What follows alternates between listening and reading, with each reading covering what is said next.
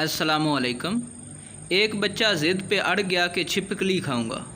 घर वालों ने बहुत समझाया लेकिन किसी की एक ना मानी और ज़िद पर अड़ा रहा। घर वालों ने तंग आकर एक बाबा जी को बुलवाया जो ज़िद तड़वाने में माहिर थे। बाबा जी के हुक्म से एक छिपकली मंगवाई गई और उसे प्लेट में रख कर उस बच्चे के सामने रखा गया। बाबा जी ने उस बच्चे से कहा, ले अब खा। बच्चा ये सुनकर फ़ौरन मचल गया और तुरंत बोला, तली हुई खाऊंगा।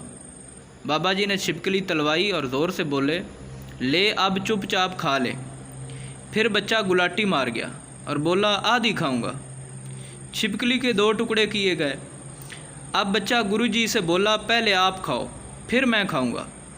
अब बाबा जी सोच में पड़ गए कि कहाँ फंस गया। किसी भी तरह आँख नाक दबा के बाबा जी ने आधी छिपकली निगल ली। बाबा जी की छिपकली निगलते ही बच्चा ज़ोर ज़ोर से रोने लगा कि आप तो मेरे वाला टुकड़ा खा गए। इतना सुनते ही बाबा जी ने अपनी धोती संभाली और नंगे पैर सर पर भाग गए।